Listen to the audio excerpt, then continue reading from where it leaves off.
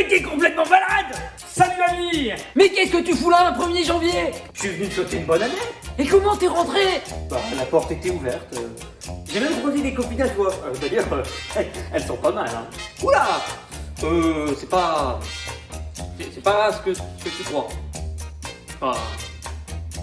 Ah, mais tu fais ce que tu veux, hein. Je ne te juge pas. Moi, je ne suis là que pour te parler de Forrest Gump.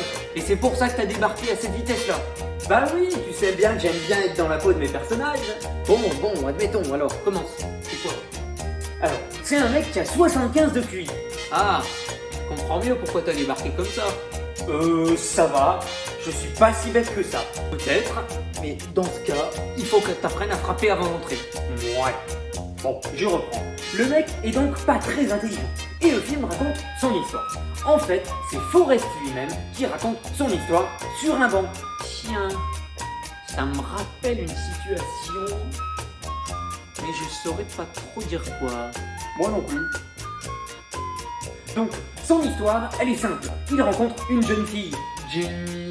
Bah, t'as l'air intelligent comme ça. Mais il tombe éperdument amoureux d'elle. Mais en fait, c'est une connasse. Ah, t'es toujours comme ça. Allez, vas-y, développe.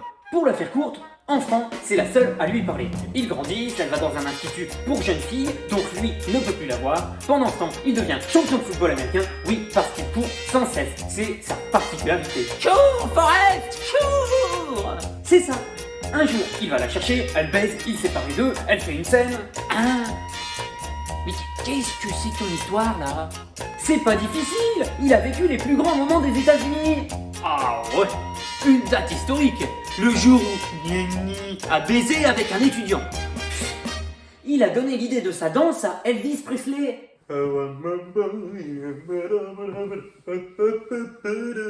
Il a fait la guerre du Vietnam. Ah, ça m'intéresse. Raconte-moi ça. Pendant la guerre, il rencontre deux personnages importants. Le premier, un grand noir baraqué qui s'appelle Benjamin, mais qui est surnommé Booba. Il n'est pas du tout respecté pendant le film puisque sa vie se résume à pêcher des crevettes, économiser pour acheter un crevettier et raconter une vie avec un accent pas du tout raciste, accentué par ses belles lèvres qui occupent un tiers de l'écran. Tu veux être premier matelot sur mon crevettier? Exactement.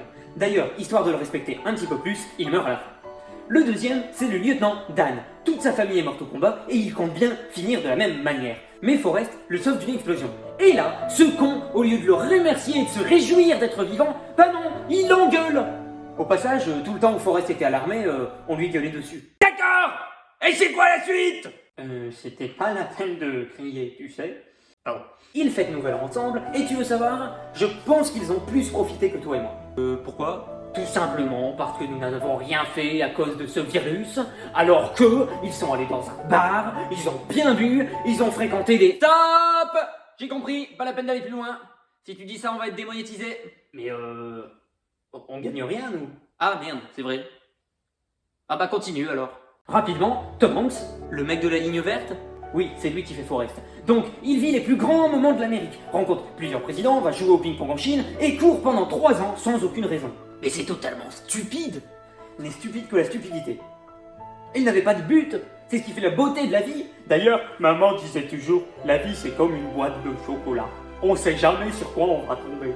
Bon, et ça finit comment? Comme je te le disais, la Jenny, elle profite à mort de lui. Une fois elle peut pas le voir, une fois elle dort chez lui, une fois elle couche avec lui, peut-être parce qu'elle avait plus d'argent, puis elle redisparaît, et à la fin, elle réapparaît en disant « Regarde, c'est ton gosse !» C'est cruel. Totalement. En plus de ça, il se marie et elle meurt. Le comble du comble, c'est que son fils, il est très intelligent. Bon, bah c'est bien.